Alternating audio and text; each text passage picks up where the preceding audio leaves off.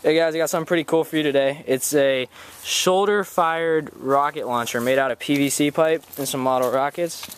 That's the backside of it, and yeah, as you can see, I look kind of ridiculous, but this is for safety reasons. I don't really want to burn my face off, so we'll try it. I'll see how it goes. Let me get the camera set up here.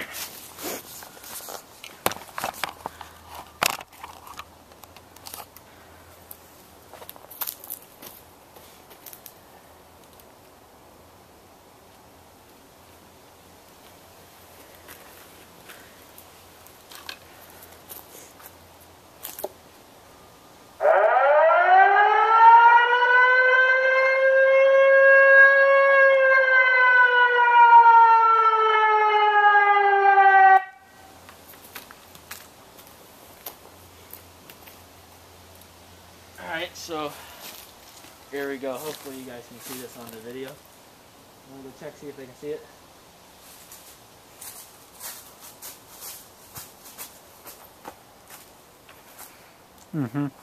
Alright, so let's do it in 3, 2, 1.